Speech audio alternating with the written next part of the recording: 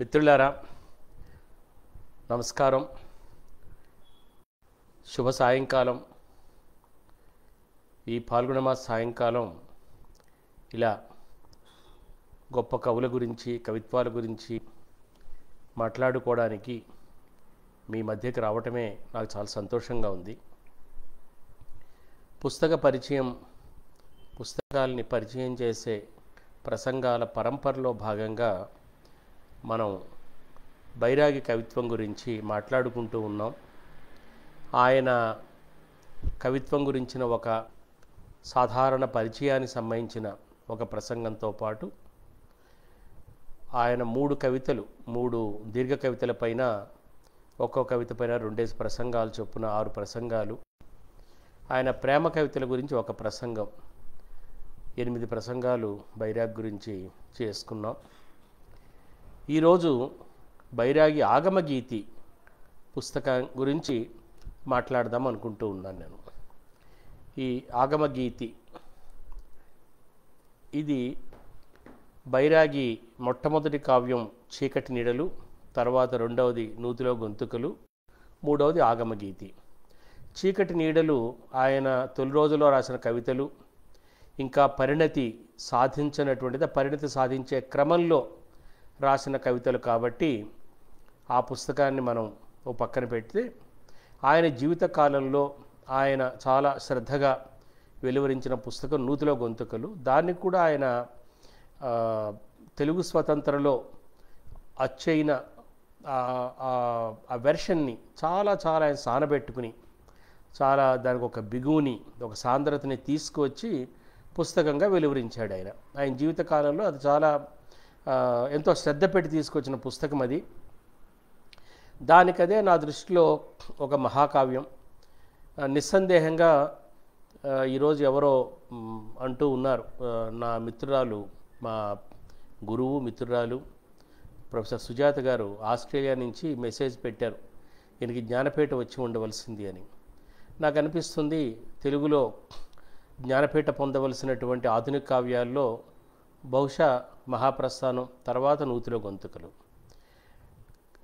అయితే నూతిలో గొంతుకల్ని దురదృష్టవశాత్తు ఆయన జీవిత కాలంలో ఒక సంశయ కావ్యంగా దాన్ని ముద్ర వేసి, సరిగా చదవకుండా, లేదా సరిగా చదివినా కూడా దాన్ని అర్థం చేసుకోవడానికి అవసరమైనటువంటి అధ్యయనం లేకుండా తెలుగు వాళ్ళు ఆ పుస్తకాన్ని నిర్లక్ష్యానికి గురి చేశారని చెప్పవలసి ఉంటుంది. నేను ఆ పుస్తకంలో 3 కవితలు మాత్రమే పరిచయం చేశాను. యథార్థానికి నూతిలో గొంతుకులనే ప్రధానమైనటువంటి కవిత ఉంది. దాని గురించి నేను ఎత్తుకోలేదు, ఎందుకంటే దాని గురించి మాట్లాడాలంటే చాలా విశాలమైనటువంటి, విపులమైనటువంటి భూమికి ఏర్పాటు చేయాలి, చాలా అంశాలు మాట్లాడుకోవాల్సి ఉంటుంది. కాబట్టి నేను దాన్ని స్పృశించలేదు. అయితే ఈ 3 దీర్ఘకావ్యాలు, రాస్కల్నికోవ్, హ్యామ్లెట్ స్వాగతం, అర్జున విషాద యోగం, 3 కావ్యాలు, 3 దీర్ఘ కవితలు చదివిన తర్వాత బైరాగి మనకేమిటో అర్థమవుతాడు. అయితే ఆ 3 కూడా ఒక క్రమోన్మీలనం ఉంది. హ్యామ్లెట్ నుంచి రాస్కల్నికోవ్ వచ్చేటప్పటికి ఆయన తనకి బాసటగా నిలబడే ఒక మనిషి గురించి, తనకి అంటే మనకి, ఆ తను మనమే.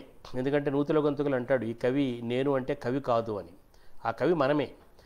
ఆ బాసటగా నిలబడే ఒక మనిషి గురించి ఆయన వెతుకుతూ వచ్చాడు. ఆ బాసటగా మనిషి కాకుండా ఆధునిక కాలంలో మనకి బాసటగా 3 ఉన్నాయి. ఒకటి ఏమిటంటే బాసట లేదు అని ఈ లోకం నుంచి పారిపోవడం, దాన్ని ఆయన పలాయనం అన్నాడు. 2వది ఏమిటంటే పారిపోలేక ఆత్మహననం, మనని మనం చంపుకోవడం. ఈ 2 కాకపోతే 3వది ఏమిటంటే కృతక శక్తుల పూజనం అన్నాడు. అంటే మనం ఒక కృత్రిమ శక్తుల్ని రూపొందించుకుని వాటికి పూజ చేస్తూ ఉంటాం అన్నమాట. ప్రధానంగా ఆధునిక యుగంలో మనిషి తన అస్తిత్వ సంక్షోభం నుంచి బయటపడేయడానికి ఈ కృతక శక్తుల వైపు చూస్తున్నాడు. కృతక శక్తులు ఏవైనా కావచ్చు, గుంపులు, మందలు, మాబ్, సిద్ధాంతాలు, లేదా ఇప్పుడు చూస్తున్నాం కదా సోషల్ మీడియాలో రకరకాల కల్పిత కథనాలు, మహాకథనాలు, అసత్య కథనాలు, వీటన్నిటినీ పూజ చేసుకోవడం. అంటే మనిషి ఒక కృత్రిమ శక్తిని ఆవాహన చేసుకోవడం అన్నమాట, కృతక శక్తులు అన్నాడు ఆయన. ఇలా కాకుండా మరి ఎవరు మనిషిని ఈ అస్తిత్వ సంక్షోభం నుంచి బయటపడే అవసరం అంటే ఒక మనిషి రావాల్సి ఉంటుంది. ఆ మనిషి ఎవరు అంటే డాస్టోయెవ్స్కీ కూడా అట్లాంటి ఒక మనిషి గురించి ఆలోచించాడు. డాస్టోయెవ్స్కీ దారిలో నీషే కూడా అట్లాంటి ఒక మనిషి గురించి ఆలోచించాడు.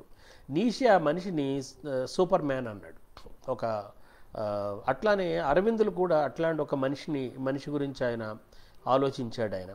వీళ్ళంతా కూడా డాస్టోయెవ్స్కీ కానీ నీషే కానీ అరవిందులు కానీ వీళ్ళు ఒక మహామానవుణ్ణి అంటే ఆ మహామానవుడు ఆయన సమస్త మానవాళి తాలూకు అగ్రిగేటా లేదా ఆయన ఒకే ఒక్క మహామానవుడా, ఇది అంత సులభంగా చెప్పగలిగేది కదా. అందుకనే నీషే మీద తర్వాత రోజుల్లో ఆరోపణ ఏం చేశారంటే ఆయన తత్వశాస్త్రాన్ని ఆసరాగా చేసుకుని నాజీలు ఫాసిస్టులు వచ్చారని. ఆయనేమి నాజీలు ఫాసిస్టులు వస్తారని రాయలేదు ఆయన. అదే ఆ విధంగా చదువుకున్నారు వాళ్ళు. ఎందుకంటే ఎట్లయినా చదువుకోవచ్చు.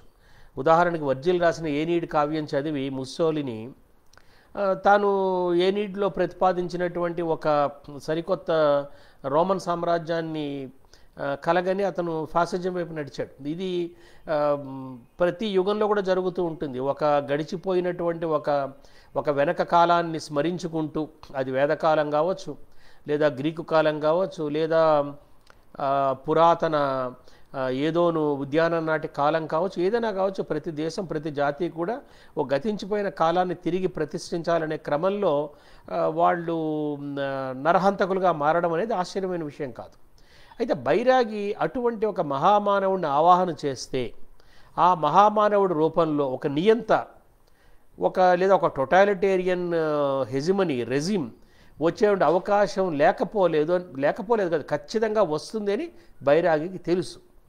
అందుకని ఆయన ఆ మహామానవుడిని ఆవాహన చేస్తున్నప్పుడు చాలా జాగ్రత్తగా, ఇప్పుడు నేను కొంతకాలం కిందట ఒక కథ చదివాను. సింగరేణి గనుల్లో ఉన్నటువంటి కార్మికుల కోసం పోరాడే ఒక కార్మిక నాయకుడు తాలూకు కథ అనమాట. చాలా ప్రసిద్ధి చెందిన కథ. ఆ కథ చదివితే ఆ కార్మిక నాయకుడు ఒక మహామానవుడి కింద ఆ రచయిత చిత్రిస్తూ ఉంటాడు. ఇలా మహామానవుల్ని, అది శ్రామిక నాయకుడు కానివ్వండి, కర్షక నాయకుడు కానివ్వండి, బీదల నాయకుడు కానివ్వండి, ఎవరైనా కానివ్వండి, మనుషుల తాలూకు నాయకుడిని ఒక మహానాయకుడిగా మహామానవుడిగా ఆవాహన చేయడం మొదలుపెట్టగానే ఏమవుతుందంటే నువ్వు ఏ హెజిమనీని, ఏ నియంతృత్వాన్ని, ఏ అణచివేతని, ఉక్కుపాదాన్ని నువ్వు ధిక్కరించాలనుకుంటున్నావో దాని స్థానంలో మరొక దేవుణ్ణి ప్రతిష్ఠించడమే అవుతుంది తప్ప మనిషిని ప్రతిష్ఠించడం కాదు. ఇది బైరాగి చాలా స్పష్టంగా తెలుసు. అందుకని ఆయన అటువంటి మహామానవుడు ఎక్కడున్నాడు, ఎలా వస్తాడు, ఎవరతను, అది ఆ రోజు మనం కిందటి ప్రసంగంలో మనం వేసుకున్న ప్రశ్న ఏమిటంటే ఆ మానవుడు ఎవరు. అది అర్జునుడికైతే కృష్ణుడి రూపంలో ఒక సారథి, తన మిత్రుడు సఖుడు సారథి దొరికాడు. నీకు నాకు మన జీవితాల్లో ఒక సారథి లభిస్తాడా అంటే ఆ అర్జునుడికి లభించిన సారథి ఎటువంటి వాడంటే చాలా ఆశ్చర్యం. అతడికి స్నేహం కన్నా మరేది ముఖ్యం కాదు. నేను గత ప్రసంగంలో యుగాంతం గురించి మీతో ప్రస్తావించాను. యుగాంతంలో ఇరావతి కరివే ఒక మాట అంది. ఆమె ఏమందంటే భీష్ముడికి వాళ్ళ తండ్రి 3 వరాలు ఇచ్చాడు. ఏ వరాలు అవి? ఒకటి స్వచ్ఛంద మరణం అనే వరం ఇచ్చాడు. భీష్ముడు పెళ్లి చేసుకోలేదు, రాజ్యం లేదు. అంటే ఒక మనిషి ఈ లోకం నుంచి నిష్క్రమించడానికి, ఈ భవసాగరం నుంచి బయటపడడానికి ఇంతకన్నా భీష్ముడి కన్నా అనుకూలమైన జీవితం మరెవరికి లేదు. పెళ్లి లేదు, రాజ్యం బరువు బాధ్యతలు లేవు, స్వచ్ఛంద మరణం, ఎప్పుడు కావాలో చనిపోవచ్చు. కానీ మీరు చూస్తే భీష్ముడు చిట్ట చివరి దాకా బతకడమే కాదు, యుద్ధ భూమిలో 6 నెలలు అంపశయ్య మీద బతకవలసి వచ్చింది. అతను ఇచ్ఛామరణం చేతుల్లో ఉండి. ఇరావతి కర్వే ఏమందంటే ఎందుకు ఇతను ఇట్లా చేశాడు, ఎందుకు ఇతను నిజంగానే కురువంశం లుప్తమై క్షయమైపోయే సమయం వచ్చిందని తెలిసినప్పుడు, తనకి వంశము రాజ్యము ముఖ్యమని అనుకున్నప్పుడు ఈమె తన ప్రతిజ్ఞ పక్కన పెట్టి ఉండొచ్చు కదా. అక్కడ తన ప్రతిజ్ఞ, తన ఇమేజ్, అది తన పర్పస్ కన్నా కూడా, తన పర్పస్ ఏమిటి, ఎందుకు బతికాడు అతను మనం చెప్పచ్చు. రాజ్యం కోసం బతికాడు, కురువంశాన్ని కాపాడడం కోసం బతికాడు, ఇవన్నీ చెప్పచ్చు మనం. నిజంగానే ఇదే అతని తాలూకు పర్పస్ అయ్యి ఉంటే అతను పెళ్లి చేసుకుంటచ్చు కదా. కానీ అతని వాల్యూ చాలా ముఖ్యం. వాల్యూ, పర్పస్ అనే రెండింటి మధ్యలో తను ఏది వాల్యూ అనుకున్నాడో ఆ వాల్యూకి అతను ప్రాధాన్యత ఇచ్చాడు. అదే కర్ణుడు ఉన్నాడు అనుకోండి, కర్ణుడు సుయోధనుడికి మిత్రుడే కదా, కానీ అతను ఇంద్రుడు వచ్చి అతని కవచకుండలాల్ని యాచించినప్పుడు ఈ కవచకుండలాలు తనను నమ్ముకునే అసలు దుర్యోధనుడు యుద్ధంలో దిగాడు, తను నమ్ముకునే కురుక్షేత్రం మొదలుపెట్టాడు. అటువంటిది ఈ కవచకుండలాలు ఇచ్చేస్తే తను తన మిత్రుడికి ఒక హామీని, తను నమ్ముకుని యుద్ధంలో దిగుతున్న మిత్రుడికి అన్యాయం చేసిన వాడు అవుతాడు. కానీ అతనికి తన వాల్యూ ముఖ్యం, తన దానానికి సంబంధించిన తన వాల్యూ ముఖ్యం, తర్వాతే స్నేహం. అదే కృష్ణుడు అర్జునుడికి వచ్చినప్పుడు కృష్ణుడికి వాల్యూ ముఖ్యం కాదు. అది అవసరమైతే ఆ యుద్ధ భూమిలో అర్జునుడు భీష్ముడితో సరిగా పోరాటం చేయటం లేదు అనుకున్నప్పుడు తనే కొరడా ఆ గుర్రాలు నడుపుతున్నటువంటి ఆ రథం మించి ఆ కొరడా పట్ట కింద దూకాడు అతను. భీష్ముడు అంతు నేను తేలుస్తాను అని శపథం పట్టేనే భీష్ముడు నేను ఎవరిని ఆయుధం పట్టుకోనన్నానే, ఎవరిని చంపనన్నానే అన్నటువంటిది ఏమీ లేదు అతనికి ముఖ్యం ఏమిటంటే తన మిత్రుడు సరిగా యుద్ధం చేయలేకపోతున్నాడు, తన మిత్రుడు తాను తోడుగా నిలబడాలి, అంతే. అంటే స్నేహం అంటే ఏమిటి? ఇది రెండు రకాలుగా ఆలోచించవచ్చు. అంటే స్నేహం ముందు ఏ వాల్యూ ముఖ్యం కాదా? వాల్యూస్ నిలబడకూడదా? నిలబడచ్చు. నువ్వు వాల్యూ కోసం నిలబడేటప్పుడు నువ్వేం చేయాలి? నేను వాల్యూ కోసం మాత్రమే జీవిస్తాను అని చెప్పాలి. అప్పుడు స్నేహం కానీ లేదా రాజ్య బాధ్యత కానీ ఇవన్నీ నా బాధ్యతలని చెప్పకూడదు. నువ్వు ఏదో ఒకదానికి కట్టుబడి ఉన్నట్లయితే సమాజం అర్థం చేసుకుంటుంది. నువ్వు ఈ ఫ్రేమ్వర్క్లో నీకు ఏ స్థానం లభించిందో ఆ స్థానంలో నీ పాత్రను సరిగా పోషించగలుగుతావు. అది కృష్ణుడు పోషించగలిగాడు, భీష్ముడు కర్ణుడు పోషించలేకపోయారు కాబట్టే వాళ్ళు ఏ పక్షాన్ని నిలబడ్డారో ఆ పక్షం విఫలమైంది, కృష్ణుడు ఏ పక్షాన్ని నిలబడ్డాడో ఆ పక్షం సఫలమైంది. అట్లాంటి ఒక మనిషి కావాలి, అలాంటి ఒక నరుడు, అట్లాంటి ఒక సఖుడు కావాలి. ఆ సఖుడికి ఏది ప్రధానం? వాల్యూస్ ప్రధానం కాదు. వాల్యూస్ ప్రధానమైతే, త్యాగం ప్రధానమైతే అది వేరే కాదు. అతనికి నేను ప్రధానం కావాలి. ఎట్లా అయితే సోనియాకి రాస్కల్నికావ్ ప్రధానమైందో, సోనియా రాస్కల్నికావ్ని పారిపోమని చెప్పలేదు, లేదా ఎక్కడి నుంచి పారిపోదామని చెప్పలేదు, దాక్కుందామని చెప్పలేదు. ఆమె వెళ్ళమంది. నీ తప్పుకి, నీ క్రైమ్కి నీకు ఏ పనిష్మెంటు చట్టం ప్రకారం ఉందో ఆ పనిష్మెంట్ను స్వీకరించు అని చెప్పింది. స్వీకరించిన తర్వాత ఆ తదనంతర జీవితం మనందరం కలిసి జీవిద్దామని చెప్పింది. సోక్రటీస్ ఉన్నాడు, ఆయనకు విషం ఇచ్చారు, ఆయన పారిపోమని చెప్పారు జైలు నుంచే, పారిపోలేదు ఆయన ఏమన్నాడంటే ఈ విషపాలన నేను చేస్తాను, ఎందుకంటే ఇన్నాళ్ళు నేను చెప్పిన నీతి వాక్యాలు ఈరోజు నేను పారిపోతే ఆ నీతి వాక్యాలు ఒట్టిపోతాయని. గాంధీ గారు అట్లా జీవించాడు. కాబట్టి ఒక మనిషి నీ కోసం బతికేవాడు, నీ కోసం బతకడం ఉన్న దాని ముందు తక్కినవేవి ముఖ్యం కానివంటి వాడు, అటువంటి ఒక మనిషి కావాలి. ఆ మనిషి ఎలా వస్తాడు? ఇది ప్రధానంగా ఆగమగీతలో ఉన్నటువంటి ఇతివృత్తం అన్నమాట. ఈ పుస్తకం బైరాగి 1978లో ఆయన మరణించిన తర్వాత ఆయన కుటుంబ సభ్యులు బైరాగి ఒక ట్రంక్ పెట్టలేని దాంట్లో ఆయన నోట్బుక్లు, ఆయన రాసుకున్న కవితలు, ఆయన తాలూకు వర్క్ షీట్స్ అవన్నీ ఉన్నాయి. వాళ్ళు ఏం చేశారంటే ఆ ఉన్నవన్నీ ఏవి అముద్రితంగా, అపూర్ణంగా, ప్రచురించినవి ఏవి దొరికితే అవన్నీ కలిపి పుస్తక రూపంలో వేశారు. వేసినప్పుడు ఈ పుస్తకంలో ఒక పెద్ద సమస్య ఏమిటంటే తేదీలు లేవు. ఏ కవిత ఎప్పుడు రాశాడో తేదీలు తెలియవు. తేదీలు తెలిసి ఉంటే ఏమిటంటే మనం ఆ కవితాలకు పరిణామాన్ని అర్థం చేసుకోవడానికి, పరిశోధన చేయటానికి తేదీలు చాలా ఉపకరించి ఉండేవి. కానీ పాఠకుడిగా నా వరకు నాకేమనిపించిందంటే తేదీలు లేనటువంటి పుస్తకం పాఠకుడిగా నాకు చాలా సహకరించింది. ఎందుకంటే నేను ముందే చెప్పాను, మొట్టమొదటి ప్రసంగంలో చెప్పాను, గురజాడ అప్పారావు గారు ఆయన తన లోపల ఏ అంతర్మథనం పడ్డాడో మనకు తెలియదు, కానీ బయటకు వచ్చి ఒక సత్యాన్ని మాత్రమే మనకు ప్రవచిస్తాడు. ఆయన వర్క్షీట్స్ని ఆ వర్క్షీట్స్ మనకు బయట పెట్టలేదు అని. కానీ ఈ ఆగమగీతలో ఏమైందంటే నూతిలో గొంతుకులలో కూడా ఆ వర్క్షీట్స్ మన బయటకు రాలేదు. ఎందుకంటే తెలుగు స్వతంత్రంలో ఉన్నటువంటి పద్యాలను ఆయన తిరిగి రివైజ్ చేసుకున్నప్పుడు చాలా చాలా బిగువు తీసుకొచ్చాడు వాటిలోకి. ఆ కొట్టివేతలతో కూడినటువంటి పత్రాలు మనకు దొరికి ఉంటే, ఇప్పుడు వేస్ట్లాండ్కి అట్లాంటి ప్రతులు మనకు ఉన్నాయి, లభ్యంగా ఉన్నాయి. కాబట్టి మనం ఇలియట్ తాలూకు ఆలోచన ధోరణి, ఎజ్రా పౌండ్ ఎట్లాగ దాన్ని సవరించాడు, ఇవన్నీ అర్థం చేసుకోవడం ఉపయోగం ఉంటుంది. అవి ఏవి మనకు లభ్యంగా లేవు. మనకి స్వతంత్రంలో వచ్చినటువంటి ప్రతి ఉంది, నూతిలో గొంతుకులు ఉంది. ఆ మధ్యలో కవి ఈ చివరి ఫైనల్ ప్రతి దగ్గరికి వచ్చినప్పుడు ఎట్లాంటి జర్నీ చేశాడో మనకు తెలియదు. అట్లానే ఆగమగీతలో వచ్చినప్పుడు ఈ వర్క్షీట్స్ చాలా వరకు అపూర్ణ కవితలు, అముద్రిత కవితలు.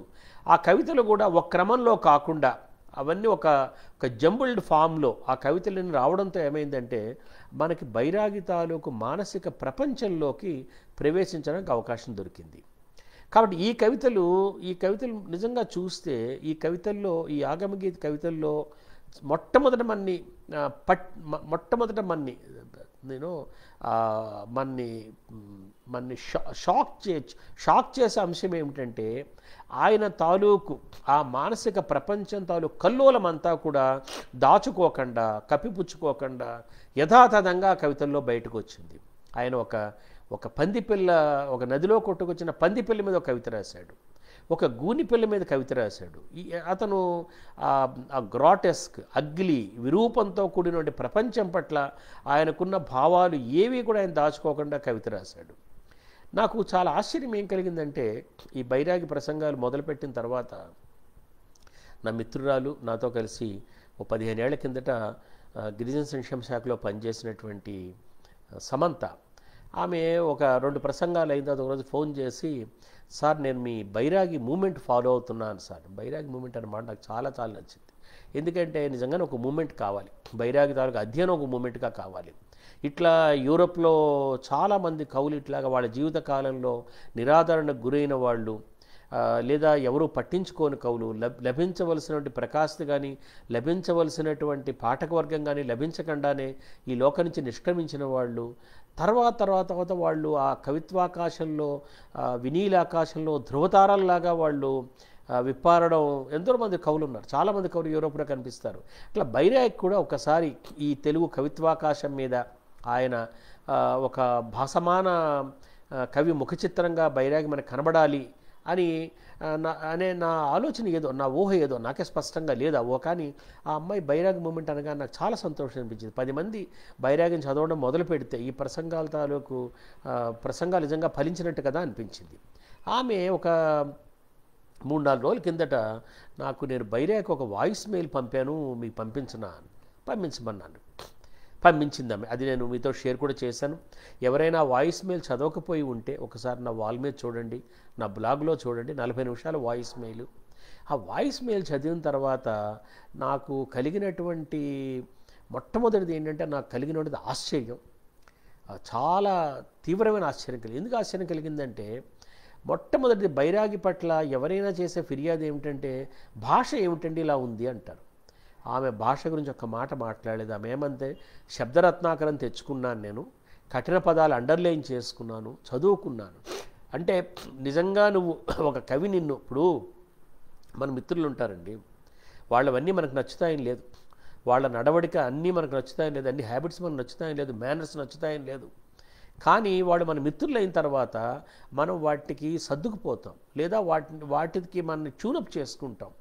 ఒక కవి ఒక భాష వాడుతుంటే అందులో కఠిన పదాలు ఉన్నాయి అంటే ఈ కఠిన పదాలు పరిహరించని చెప్పడం సమంజసం కాదు. ఎందుకంటే ఆ కవితాలకు భావాల్ని ప్రకటించే క్రమంలో ఆ పదాలు వస్తాయి. వచ్చినప్పుడు అవి కూడా బైరాగి పదాలు మొత్తం మనం కఠిన పదాలు అనుకునేవన్నీ కలిపి నా దృష్టిలో ఒక 25-30 కంటే ఎక్కువ ఉండవు. ఒక్కసారి ఆ పదాలకు మన అర్థం రాసుకుంటే తిరిగి ఆ పదాలు ఎక్కడ వాడతాడు, ఎలా వాడతాడో కూడా మనం ప్రెడిక్ట్ చేయవచ్చు. కష్టమైన విషయం ఏం కాదు. కానీ కేవలం ఈ 25-30 ఆ మాటకు వస్తే మొట్టమొదటి చెప్పాను, శ్రీశ్రీ కవిత్వంలో మొత్తం మనకు అర్థమైపోయిందా? బలవత్ ఝరవత్ పరివర్తనలో అంటే బలవత్ అంటే ఏమిటో, ఝరవత్ అంటే ఏమిటో మనకు అర్థమైపోయే చదువుతున్నాం మనం. కొన్నిసార్లు భాష దానికదే ఒక మెసేజ్, దానికదే ఒక కవిత్వం, మీడియం ఈజ్ ద మెసేజ్ అంటారు, దానికదే అది ఎక్స్ప్రెస్ చేస్తుంది. ఆమె అట్లా చదువుకుని ఆమె తెలుగు సాహిత్యం చదువుకోలేదు, ఆమె ప్రొఫెషనల్ పోయిట్ కాదు, ఆమె ఏ కవి బృందాల్లోనూ సభ్యురాలు కాదు, ఆమె ఏ పుస్తకావిష్కరణ సభలకి ఎక్కడికి నా నీటి రంగుల చిత్రం పుస్తకావిష్కరణ సభ పిలిస్తే కొద్దిసేపు కూర్చొని వెళ్ళిపోయింది ఆమె. నాకు తెలిసి ఆమె ఏ పుస్తకావిష్కరణ సభకి, ఏ కవితా సంకలన సభకి వెళ్ళడం నేను చూడలేదు. ఆమె తాలూకు ఉద్యోగ జీవితం, ఆ జీవితంలో ముందు ఒక రూరల్ డెవలప్మెంట్లో ఆమె చాలా హైలీ అకంప్లిష్డ్ ప్రొఫెషనల్. ఆమె గ్రామీణాభివృద్ధిలో ఆమె చాలా నైపుణ్యాన్ని సంపాదించుకున్నటువంటి ఆనందంలో ట్రైనింగ్ అయింది ఆమె. కాబట్టి ఆమె జీవితంలో ముందు అట్లాంటి ఆమె హఠాత్తుగా ఒక్కసారి బైరాగి కవిత్వంలోకి ఆమె వెళ్ళి నవోదయకి వెళ్ళి పుస్తకాలు కొనుక్కుని తెచ్చుకుని ఆ పుస్తకాలు చదివి, ముఖ్యంగా ఆగమగీతలు ఆ కవితలు చదివి ఆ కవితలుగా ఆమె రెస్పాండ్ అయిన పద్ధతి, ఆ బైరాగి అని ఆయన ఆయన లేడు ఉన్నాడు అసలు లేదు, బైరాగనే ఉన్నాడు. ఆమెకి ఒక ప్రజెన్స్, బైరాగ్ తన వాయిస్ మెయిల్ వింటాడని మాట్లాడింది. బైరాగ్ విన్నాడని కూడా నాకు అనిపించింది. ఆమె ఆ వాయిస్ మెయిల్ 40 నిమిషాల వాయిస్ మెయిల్ విన్న తర్వాత నాకేమనిపించిందంటే ఈ కవిత్వానికి మృతి లేదు. ఈ కవిత్వాన్ని ఒకడు పనిగట్టుకుని ప్రమోట్ చేయవలసిన అవసరం లేదు. బహుశా నేను కానీ మరొకరు కానీ చేయవలసింది ఏమిటంటే ఒక సైన్ బోర్డ్ లాగా చూపించడమే, ఇదిగో ఈ దిక్కు నా కవిత ఉంది చూడండి, లేదుగా ఈ పుస్తకం ఇక్కడ ఉంది చూడండి అని చెప్పటమే. ఒక్కసారి ఒక పాఠకుడుగా ఇప్పుడు సోమశేఖర్ నాకు టెలిగ్రామ్లో ఆయన మొత్తం నేను పరిచయం చేసిన 3 దీర్ఘ కవితలు సొంతంగా చదువుకుని రికార్డ్ చేసి నాకు టెలిగ్రామ్లో పంపించాడు. నాకు చాలా ఆశ్చర్యం వేసింది. అంటే మొట్టమొదటి ఒక కవిత్వాన్ని ఆనందించడం తాలూకు ఒక important one of the important steps ఏమిటంటే చదువుకోవడం, తనకే తాను చదువుకోవడం, బిగ్గరగా చదువుకోవడం. కవిత్వం అనేది బిగ్గరగా చదువుకోవాల్సింది, మౌనంగా చదువుకోవాల్సింది కాదు. బిగ్గరగా ఎవరూ లేకపోతే ఊరవతలకి వెళ్ళి ఓ చెట్టు కింద నిలబడి మనం చదువుకోవాల్సిన తనకై చదువుకుని మొత్తం రికార్డింగ్ చేసి పెట్టాడు. నాకు ఎంత ఆశ్చర్యం అనిపించిందంటే ఆ మొత్తం పోయిటరీ అంతకంటే ఏం కావాలి. నాకు చాలామంది కవులు తెలుసు, ముఖ్యంగా ఈరోజు వర్తమాన తెలుగు కవిత్వంలో చాలామంది కవులు తెలుసు. చాలామంది పుస్తకాలకి నేను ముందు మాటలు రాశాను, వాళ్ళ పుస్తకావిష్కరణ సభలకు నేను వెళ్ళాను, మాట్లాడాను, చాలా సభల్లో చూశాను. కానీ చాలామంది కవులు, యువ కవులు, వాళ్ళ కవిత్వం వాళ్ళ మిత్రుల కవిత్వం తప్ప ప్రాచీన అంటే నేను మాట్లాడేది నన్నయ్య తిక్కన కాదు. మనకన్నా ఓ 25 ఏళ్ల ముందు 30 ఏళ్ల ముందు కవిత్వం రాసిన కవుల కవిత్వం ఎవరన్నా చదువుతున్నారా అన్న నాకు నిజంగా ఆశ్చర్యం. ఎందుకంటే నేను ఫేస్బుక్లో చూస్తూ ఉంటాను, ఎక్కడైనా ఎవరైనా ఇదిగో అబ్బా ఇస్మాయిల్ గారు ఎంత బాగా అన్నాడు, అబ్బా వేదుల సత్యనారాయణ గారు ఈ పద్యం చదువుతున్నాను ఎంత బాగుంది, లేదు ఇదిగో ఈ కరుణశ్రీ ఎవరో నాసరెడ్డి లాంటి వాడు 1-2 సార్లు అప్పుడప్పుడు పెడుతూ ఉంటాడు, నారాయణ రెడ్డి వాక్యమో లేదా ఒక జంధ్యాల బాబాయ్ శాస్త్రి గారి వాక్యమో. మళ్ళీ నాసారెడ్డి నా తరం కవి, నా తర్వాత తరాల కవులు, యువ కవులు ఎవరైనా ఇదిగో ఈ కవిత చదివాను, ఈ కవిత చదువుతుంటే నా మనసు ఎక్కడికో తేలిపోతూ ఉంది, నేను కొత్త ప్రపంచంలో ప్రయాణిస్తున్నాను, లేదా ఈ కవిత నన్ను హాంట్ చేస్తూ ఉంది అని ఒక కృష్ణశాస్త్రి గురించి కానీ, ఒక విశ్వనాథ సత్యనారాయణ గురించి కానీ, శ్రీశ్రీ గురించి ఈ మధ్య నేను వికసించిన విద్యుత్తేజం అని శ్రీశ్రీ కవితలోంచి ఒక పదబంధం తీసుకుని ఒక పుస్తకానికి శీర్షిక పెడితే కనీసం ఇద్దరు ఇదేమిటి, ఇది ఎక్కడిది వాక్యం, దీని అర్థం ఏమిటని అడిగారు. వాళ్ళిద్దరూ కూడా బాగా చదువుకున్నవాళ్ళు. దానికి ఏమని చెప్పాలి అంటే కవిత్వాన్ని మొట్టమొదట కవిత్వానికి ఎవరు దూరంగా జరుగుతున్నారు అంటే కవులు దూరంగా జరుగుతున్నారని నాకు అనుమానం వచ్చింది. పాఠకుల దగ్గరగా జరుగుతున్నారు పాఠకుల దగ్గరగా వస్తున్నారు అనడానికి ఇదిగో ఒక సోమశేఖరు, స్వాతి ఆమె కూడా ఒక ఎడ్యుకేషన్ స్పెషలిస్ట్. ఆమె ఒకరోజు చెప్పింది నాకు, సార్ నేను మధ్యాహ్నం ఆదివారం ఏదో చిన్న మగత కునుకు తీస్తూ ఉంటే నాకు ఎవరో నా పక్కన నిలబడి బైరాగి కవిత వినిపిస్తూ ఉన్నారని. ఏమది? వాళ్ళెవరు కవులు కారు, వాళ్ళెవరు పుస్తకాలు వేసిన వాళ్ళు కారు, సమీక్షలు చేసిన వాళ్ళు కారు, వాళ్ళేమీ మేము ఈ ప్రపంచాన్ని మారుస్తామని కంకణం కట్టుకున్న వాళ్ళు కారు, వాళ్ళే ఉద్యమాలు చేస్తున్న వాళ్ళు కారు, పాఠకులు, మనుషులు. బైరాగి అట్లాంటి మనుషులను కోరుకున్నాడు, అలాంటి సాధారణమైనటువంటి మనుషులను కోరుకున్నాడు. ఆ మనిషి ఎవరు అంటే ఆయన చెప్తున్నాడు, శరదాకాశ శారల్యం, జాహ్నవీ జలం వంటి వహిని వంటి నైర్మల్యం, పిల్లల వంటి తెల్లని మనసు కలిగినవాడు ఏడి ఆ అపరాజ మానవేయుడు. పిల్లల వంటి తెల్లని మనసు. ఆ సమంత తన వాయిస్ మెయిల్లో ఇదొక మంచి అబ్జర్వేషన్ చేసిన ఆమె. ఆ తెలుపు బైరాగి, అసలు నాకు బైరాగి ఇంతగా తెలుపుని ఆయన ఒక కవిత రాశాడు. ఆ కవితలో 3 రంగుల గురించి రాశాడు. తెలుపు మీద ఇంత ఆయన తాలూకు యుటోపియా ఏదైనా ఉంటే, ఆయన తాలూకు ఆ ఊహ ఏదైనా ఉంటే, దర్శనం ఏదైనా ఉంటే, ఆ దర్శనంలో తెలుపు ఇంత ఇంపార్టెంట్ రోల్ ప్లే చేసింది, ఇంత ఇంపార్టెంట్ కలర్ అని నాకు ఆమె పాయింట్అవుట్ చేస్తాను. నాకు తట్టలేదు అది. ఆ పిల్లల వంటి తెల్లని మనసు కలిగిన వాడు.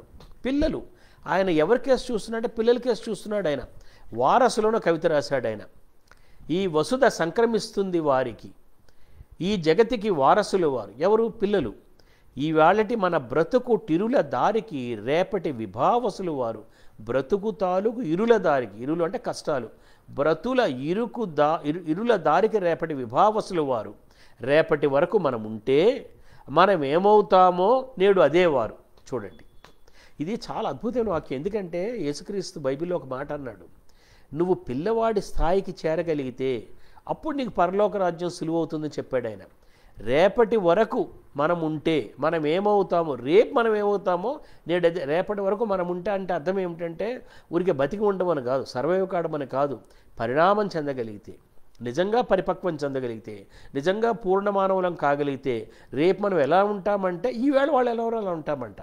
అందుకని అన్నాడైనా, మీరు ఒక చిన్న పిల్లవాడి స్థాయికి చేరగలిగితే పరలోక రాజ్యం మీకు నేరుగా మీరు ప్రవేశించగలుగుతారు అని. ఆకులు రాలిన శాఖల చివురులుగా వెలుస్తారు పదే పదే వారిప్పుడు లేకపోయినప్పటికీ మనం ఇవాళ రేపటి వారి నీడ. ఇది ఒక అద్భుతమైన కవితా వాక్యం, మామూలు వాక్యం కాదు ఇది. చూడండి, ఆయన కవిత్వం ఎట్లా చెప్తున్నాడంటే, మనవాళ్ళు కవిత్వం ఎలా చెప్తారంటే ఈవేళ నుంచి రేపుడికి చెప్తారు. అది మన మొత్తం కవిత్వం అంతా ఏంటంటే రాబోయే కాలం అంతా కూడా ఒక గొప్ప యుగం అట్లా కాదు. ఆయన ఎలా చెప్తున్నాడంటే ముందు నుంచి వెనక్కి చెప్తున్నాడు. మనం ఈవేళ మనం ఎవరమంటేట రేపటి వారి నీడ, అంటే వెలుగు అటువైపు ఉంది, ఇటువైపు లేదు. మన నీడ వాళ్ళు కాదు, మన తర్వాత వచ్చేవాళ్ళు కాదు వాళ్ళు. లేదా మనమేదో మనంతా ఇలా ఇంకో రకం కూడా చెప్పొచ్చు, మనం చాలా కష్టపడ్డాం, పరిణతి చెందాం, మన తాలూకు మొత్తం పరిణతి అంతా వాళ్ళకి ఇద్దాము, మన వారసులు, అట్లా చెప్పట్లేదు ఆయన. వెలుగు వాళ్ళ తాలూకు నీడగా మనం ఉన్నాం. మనం ఈవేళ మనం విడిది చేస్తున్నది రేపటి వారాలదైన మేడ.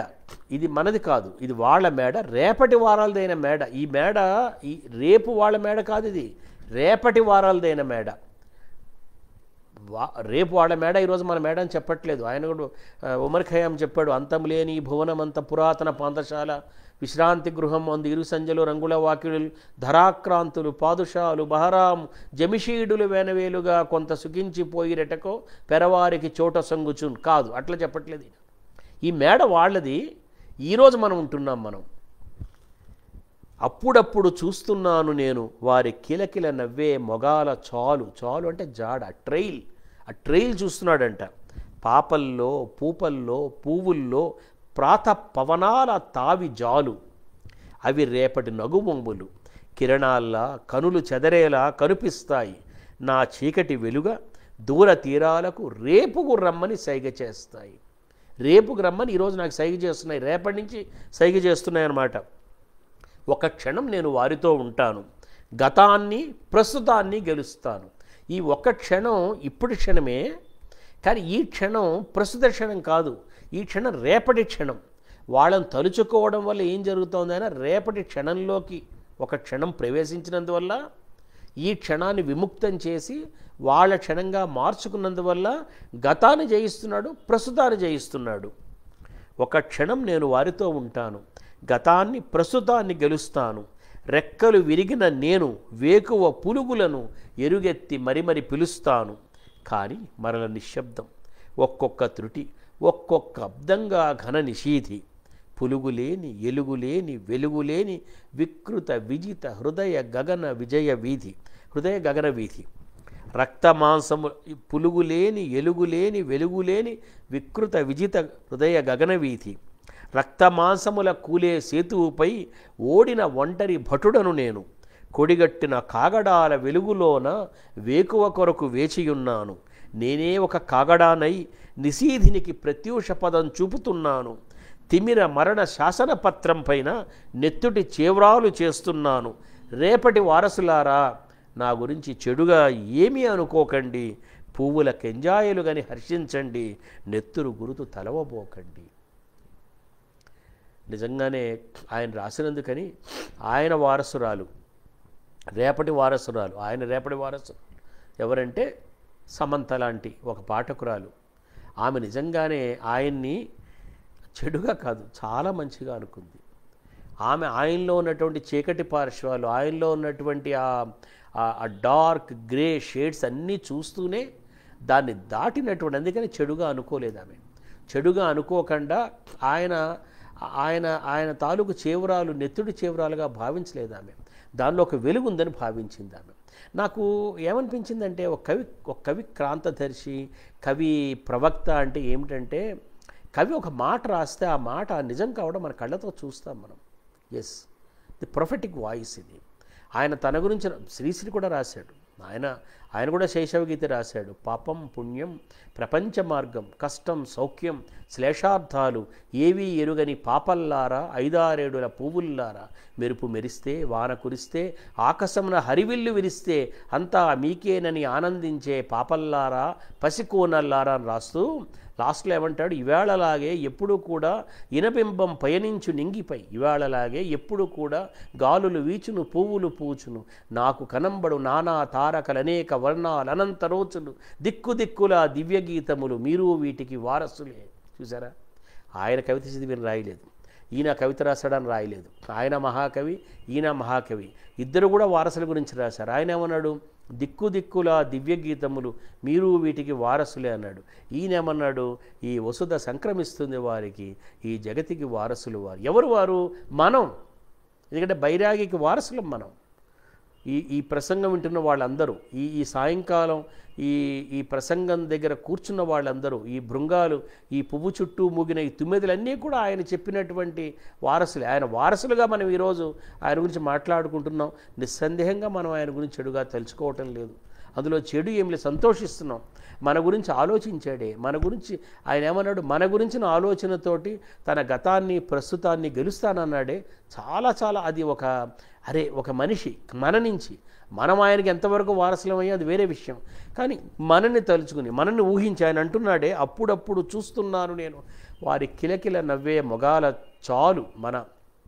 మన తాలూకు నవ్వుల్లో, మన తాలూకు పువ్వుల్లో ఆయన ఒక సంతోషాన్ని, ఓదార్పుని, ఊరటిని వెతుక్కున్నాడే.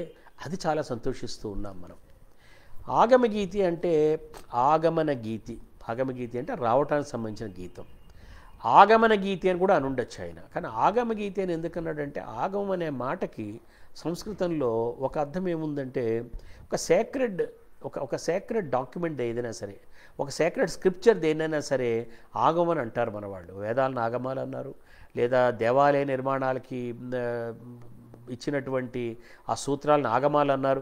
ఏదైనా ఆగమం అంటే ఏంటంటే ఎనీథింగ్, ఒక పవిత్రమైనటువంటి ఒక సేక్రెడ్, అంటే భగవంతుడిని ఆవాహన చేసేది కానీ భగవంతుని నిలబెట్టేది కానీ దానికి సంబంధించిన ఏ టెక్స్ట్ అయినా సరే ఆగమం అని చెప్పేటువంటి ఒక సంప్రదాయం సంస్కృతంలో ఉంది.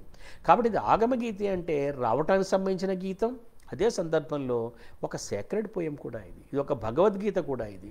ఎందుకంటే ఈ భగవంతుడు ఎవరు? ఆ మొట్టమొదట ఆగమగీత కవితలో మనకు చదివితే, మొదటిసారి చదివితే ఈయన శివుడి గురించి రాస్తున్నాడా ఈ కవిత అని అనిపిస్తుంది. ఎందుకంటే అట్లాంటి మాటలు మాట్లాడాడు. వస్తున్నాడు అరుదించక తప్పదతడు, జగతి విషసార పాయి, సంతత శూలాగ్రశాయి, కరుణాజలనిధులు కంట, ఎదలో కార్చిచ్చుల మంట, పన్నగ భూషణుడతనికి అస్థికల ఆయుధాలంట, వస్తున్నాడు అరుదించక తప్పదంటున్నాడు అని అంటున్నప్పుడు శివుడి గురించి చెప్తున్నాడా? కాదు. ఆయన చాలా స్పష్టంగా ఇక్కడ ఏమిటంటే, శివుడు అసలు మన దేవతలందరిలో, మన వేదకాలపు దేవతలందరిలో కూడా మోస్ట్ ఇంక్లూజివ్ గాడ్ ఎవరంటే శివుడు.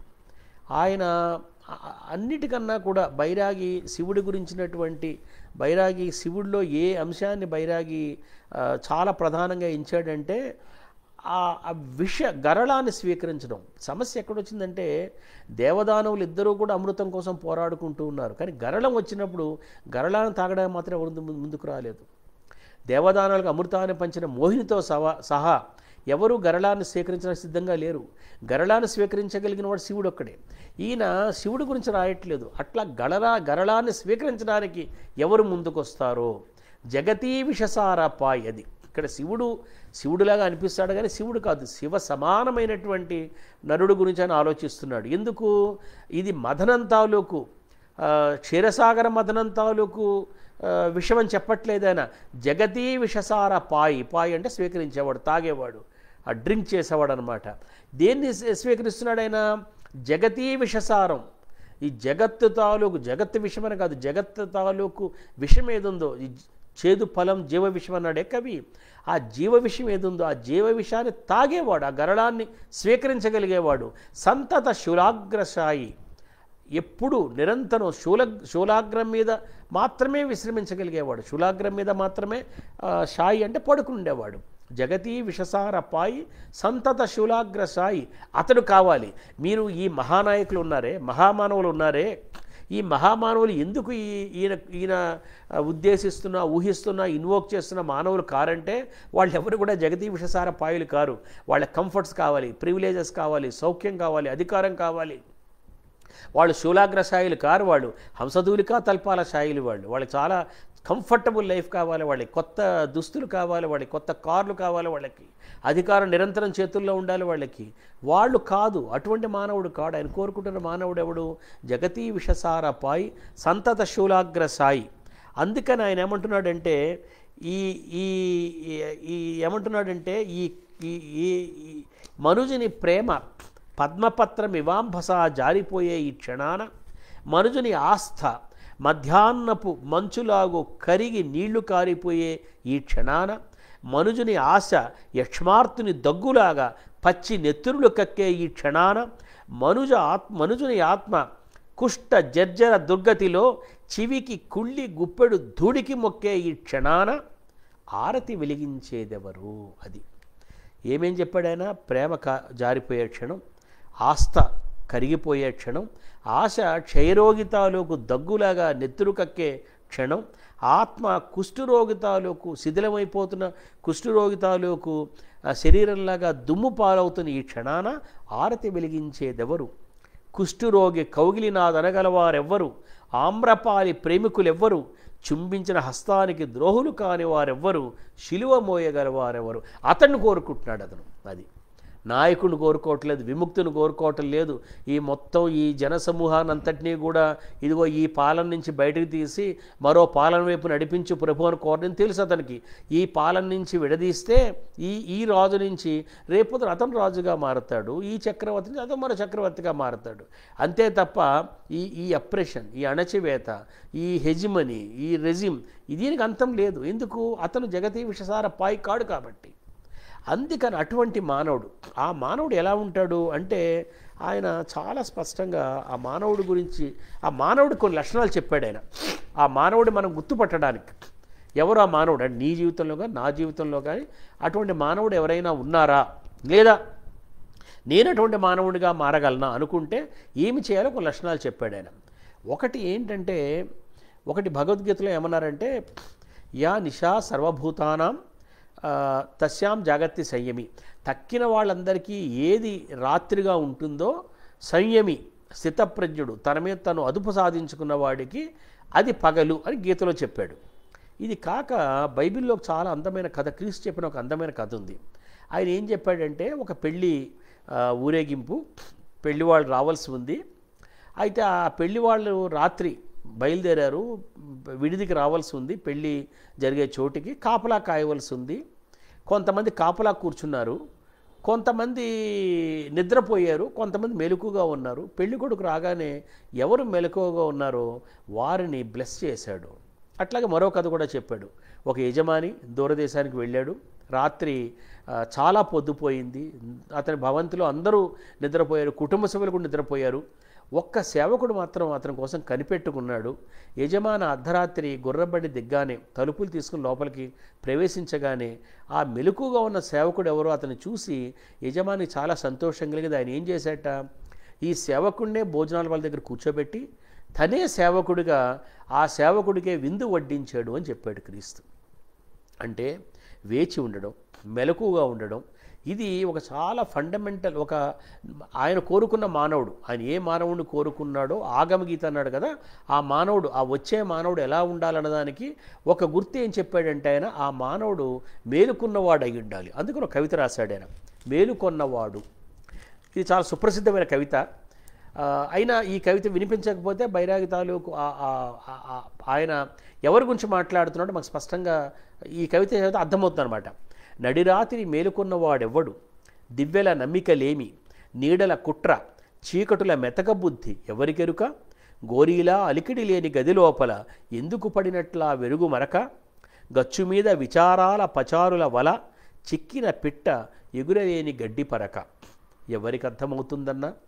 తెల్లవారి మరొక పొద్దు ఏముంటుంది అంతకన్నా, గాలి కబురులు విన్నవారు చులకనగా నవ్వుతారు, చీకటుల సంద్రంలో జాగారపు చిల్లి పడవ, శ్రేణిలేని ఉదయ శైలారోహణలో భీషణ శ్రమ, చీకటింటికి చిన్ని వెలుగు పీలిక నడవ, ప్రతిక్షణం ఎవరో తలుపు తట్టిన భ్రమ, శూన్య మేధాగృహం మధ్య పిరికి తలపుల ఎలుకల పరుగు, ఎవరి కుక్కల బొరుగు రాత్రి మౌనపు దుప్పటి చిరుగు, ఎవరికి అర్థమవుతుందన్నా మేలుకొన్న వారికన్నా, నడిరేతిని తోడెరుగదు జాగారం తోడెరుగదు, ఉన్నారెంతోమంది నిద్రిస్తున్నారంతా, ధన్యులు వారెరుగరు ఏ చింత, వారికి దీర్ఘయామిని ఒక నిద్రా మధుర క్షణం, ఈ తమసా సంకట యాత్ర వారి కొరకు నల్ల కలువల తూగుటూయల, రెప్ప మఖమలు మడుగులెత్తిన పదవిహరణం కాలహరణం, వారి జగతి వైతరిని తటి కావల, కానీ ఈ కూడని వేళ ఇలా మేలుకోజేసేది, నిర్భాగ్యుని రెప్పల జేబుల్లోంచి నిద్ర పర్సు కాజేసేది ఆ మహత్తర ప్రేరణ ఏది, అవమానం అభిమానం జ్ఞాపకాల కంటకాల ఉపధానం, లజ్జాకర జీవితాల కలుష మలిన పరిధానం, ఎవరైనా ఎందుకు మేలుకోవాలి ఈ నిశలో, జగత్తంతా నిద్రిస్తోంది ఒకే ఒక్క తెల్లని చుక్క ఈ మసిలో, ఎవరు కోరరు నిద్రా నీల మానసంలో స్వప్న నౌకల అభియానం, తరంగాల కోమల పర్యంకంపై శ్వాసల పతనోత్థానం, కానీ ఈచడ ఎవరో ఒకరు మేలుకొనక తప్పదు కదా, అనాగతుడు అభ్యాగతుడై అడుగుల సడి వినబడినప్పుడు తలుపు ఎవరు తెరుస్తారు, ఎవరు పలుకరిస్తారు, శాంతి ఉండబోదు సదా, తెలివెలుగుల తొలిరేకులు విడివడినప్పుడు, ఖండిత గీత గడమెత్తే చారణుడెవ్వడు, విచ్ఛిన్న నైశసైన్యపు ప్రణావశిష్ట భటుడు, అగ్రేసరుల ప్రథమదూత, అమిషాస్తుల పతనోన్ముఖ సేతువుపై ఉదర్కపు ఊహోద్ఘటుడు, అప్పుడంతా అడుగుతారు అతడెవరని, నడిరాత్రి మేలుకున్నవాడెవడని. ఇది అతడు కావాలి, ఆ నడిరాత్రి మేలుకున్నవాడు కావాలి. అందుకనే చండీదాసు, వడ్డేరు చండీదాసు అంత హిమజ్వాల, అంత పెద్ద పుస్తకంలో, అంత అనుక్షణికంలో ఆయన చాలా తక్కువ మంది తెలుగు కవులు ఆయన ప్రస్తావించి ఉంటాడు. కానీ ఆయన ఎవరు కోరరు నిద్రా వినీల మానసంలో స్వప్న నౌకల అభియానం, ఈ మొత్తం ఆయన కోట్ చేశాడు ఆయన. ఎందుకంటే ఆయన తెలుసు ఈ ఈ ఈ ఈ అవస్థ, ఈ జాగ్రత్త అవస్థ, ఈ జాగారాన్ని, ఈ జీవిత జాగరణని నూతిలో గొంతుకలు అంటాడు, స్వప్నంలోంచి జాగరణ ప్రథమ దిశలో రాస్తాడైనా. ఈ స్వప్న నుంచి జాగరణ ప్రథమ దశలో ఆ ప్రథమ దశను అనుభవించిన వాళ్ళకి ఈ వాక్యాలు మర్చిపోలేరు. ఇదంతా గడిచిన తర్వాత మళ్ళీ చూడండి, ఎవరు కోరరు నిద్రా వినీల మానసంలో స్వప్న నౌకల అభియానం. అది చాలా కంఫర్టబుల్, నిద్రపోవడం అంత కంఫర్టబుల్ ఇంకోటి లేదు. నిద్ర అంటే ఏమిటంటే ఏ బాధరబందీ లేకపోవడం, దేన్ని ప్రశ్నించకపోవడం, దేని గురించి చింత లేకపోవడం, డౌట్ లేకపోవడం, సంశయించకపోవడం. అన్నిటికన్నా ముఖ్యమైన తెలుసా, మనం మాట్లాడే మాటల వల్ల ప్రపంచం మారిపోతుంది, విప్లవం వస్తుంది, సమాజం సమసమాజం అయిపోతుంది అని అనుకుంటూ ఉంటారు చూసారు. అంతకన్నా గొప్ప నిద్ర మరొకట్లేదు. వాళ్ళకి ఏ సందేహాలు లేవు వాళ్ళకి. అయ్యో ఇది ఎందుకు అవ్వట్లేదు, ఎంతోమంది మాట్లాడుతున్నారు కదా, పోరాటాలు చేస్తున్నారు కదా, ఎందుకు ప్రపంచం అటువైపు నడవట్లేదు. ప్రపంచం ఒక కవి ఒక కమేడియన్ను ఒక రైల్లో దిగితే, ఒక రైల్వే స్టేషన్ ప్లాట్ఫామ్ మీద కవి దగ్గర ఎవరు వెళ్ళరు, కమేడియన్ చుట్టూ జనం మోగుతారు. అటువంటి ప్రపంచంలో ఏమి చేస్తే ఈ ప్రపంచాన్ని నువ్వు నిజంగానే ఒక కొత్త జీవితంలో మేల్కొల్పగలుగుతావు, ఎందుకు మేల్కొల్పలేకపోతున్నావు? ఈ ప్రశ్నలు కలగాలి కదా, నిద్ర మానుకోవాలి కదా. అదే కలాం ఒక మాట అన్నాడు, కలలు గండం అంటే ఆయన ఏం చెప్పాడంటే, కలలు గండం అంటే కలలు అంటే నిద్రపోతే వచ్చేవి కావు, నిద్ర పోగొట్టేవని చెప్పాడు ఆయన. నీకు నిద్రపోవాలి కదా, నిద్ర చెదిరిపోవాలి కదా. ఎవరు కోరరు నిద్రా వినీల మానసంలో స్వప్న నౌకల అభియానం, తరంగాల కోమల పర్యంకంపై, తరంగాలు ఆ ఊగుతున్న కెరటాల తాలూకు పరుపు మీద శ్వాసల పతనోత్థానం, హాయిగా ఊపిరి తీస్తూ విడుస్తూ, ఎంత బ్యూటిఫుల్ పిక్చర్ చూడండి. తరంగాల కోమల పర్యంకంపై శ్వాసల పతనోత్థానం, కానీ ఈచట ఎవరో ఒకరు మేలుకొనక తప్పదు కదా. అది ఒక కవి ఎందుకు ప్రపంచానికి కవి ఎందుకు కావాలంటే, కవి మేలుకుని ఉంటాడు తన కోసం కాదు, నీ కోసం, నా కోసం, మనందరి కోసం. గుర్తించం, ఎక్నాలజీ కూడా చెయ్యం. బైరాగ్ని ఎక్నాలజీ చేసాం మనం, చేయలేదు. గుర్తించం. కానీ ఆయన థ్యాంక్లెస్ జాబ్ను వరిస్తాడు, మన కోసం వరిస్తాడు. ముందన్నాడే అలా వరించడం ఎందుకో తెలుసా, మన గురించి ఆలోచించినందువల్ల, ఆ ఒక్క క్షణం వల్ల ఆయన గతాన్ని ప్రస్తుతాన్ని కూడా జయిస్తా అన్నాడు కదా. అట్లా ఇటువంటి కవితలు ఈ ఆగమగీతిలో ఉన్నటువంటి జీవితం తాలూకు వికృతి, జీవితం తాలూకు విరూపం, జీవితం తాలూకు ఆ దుర్భరమైనటువంటి పార్శ్వాలు అన్నీ ఇందులో కనబడుతూ వాటిలో ఈ వెలుగు, ఈ వేకువ, ఈ ప్రత్యూషం దీన్ని చూపించే కవితలు ఉన్నాయి. ఇవి నన్ను ఆగమగీతిని అత్యున్నత కావ్యంగా 20వ శతాబ్దపు తెలుగు కావ్యంలో గురజాడ ఒక శ్రీశ్రీ తర్వాత ఒక బైరాగి అని అనిపించడానికి కారణం ఇవన్నమాట. ఆయన రాస్తున్నాడు, నేడు ఇచట రగిలి రాలే రాజ్యాంగాల ధ్వంసంలో నిలుచున్నాడు నరుడొకడే మృత్యుంజయుడు. రాజ్యాంగాల ధ్వంసం అంటే ఇందాక చెప్పానే, కవి చాలా క్రాంతదర్శి, ప్రొఫెటిక్ వాయిస్. ఇప్పుడు జరుగుతుంది ఏమిటి? రాజ్యాంగ తాలూకు ధ్వంసమే జరుగుతోంది. నేడు ఇచట రగిలి రాలే రాజ్యాంగాల ధ్వంసంలో నిలుచున్నాడు నరుడొకడే మృత్యుంజయుడు. పొగలు సెగలు కమ్ముతున్నవి, కన్నులు నీరు చిమ్ముతున్నవి, తీసిపోడు అతడు ఏ అంశంలో మునుపెరిగిన మహనీయులకు. కనుపించని శిలువ నేడు. అదే ప్రశ్న, శబ్దాల్లో మార్పు ఉన్నది. దేవా వదిలేశావా నీవు కూడా, బరబ్బాసు విలపిస్తాడు. యుగ యుగాల ఆవేదన నెత్తురుగా పాడుతోంది. ఎండి మండిన ఈ కటిక నేల మీద యుగ యుగాల ఆవేదన నెత్తురుగా పారుతోంది. మళ్ళీ మానవ హృదయం బద్దలయ్యి పచ్చి నెత్తురు ముద్దలయ్యి స్రవిస్తోంది, ప్రసవిస్తోంది. తృషాదగ్ధ వసుధా కంఠ గహ్వరంలో కొంచెం కరుణ, తులసి నీళ్లు, నవ్య సృజన బీజాలు. ఇంతే ఆయన కోరుకున్నది. కొంచెం కరుణ, కొంచెం నమ్మకం, తులసి నీళ్లు, నవ్య సృజన బీజాలు. ఇటువంటి కవితలు, ఈ కవితల వల్ల నాకు ఈ పుస్తకం ఇది ఒక సేక్రెట్ టెస్ట్. నేను కనిగంటి రామారావుకి చెప్పాను, నేను ఇది నా పారాయణ గ్రంథం ఎందుకన్నానంటే, ఇది చదివిన ప్రతిసారి ఈ భాష అర్థం, చాలా పదాలు ఎప్పుడు డిక్షనరీ కూడా చూసుకోలేదు. నిజంగా అడగాలంటే ఇందులో చాలా పదాలకు అర్థం నాకు తెలియదు. అర్థం ఏమిటని నేను అర్థం ఏమిటో ప్రశ్నించాలని కూడా అనుకోలేదు. నేను చదువుతూ ఉంటేనే భయద ఎవరు నా కవిత రాశాడు, గజల్ లాంటి కవిత ఇది. భయద మరణ గహ్వర తటాగ్రమున ఊయలులూగే వారెవరు, తెగిన తలను తన చేత పట్టుకుని ముందుకు సాగేవారెవరు. మోహన మురళి మూగపోయిందంట, తీగలు తెగినాయట మహతికి, ఆది పినాకపు నారి మీటుతూ భైరవి పాడేవారెవరు. కోమల కావ్య కన్యకల కోసం వేచి ఉన్నవారే అంతా, కంటక గాత్రి కుబ్జతో రోయక సరసాలాడేవారెవరు. నయనాల్లో నివసించే దేవత కోరిన కెందామర లేదే, నయనాంబుజమర్పించి అర్చనను పూర్తి చేయగలవారెవరు. బైరాగి ఒక ఒక ఒక ఇమేజ్ తీసుకుంటే, ప్రతీక తీసుకుంటే మతాలకు అతీతంగా తీసుకుంటాడు ఆయన. ఆయన ఆమ్రపాలి ప్రేమికులు ఎవరు అన్నాడు.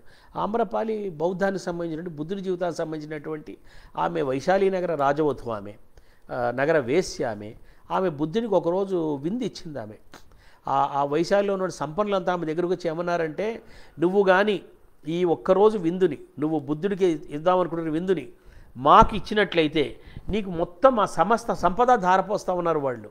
ఒప్పుకోలేదు.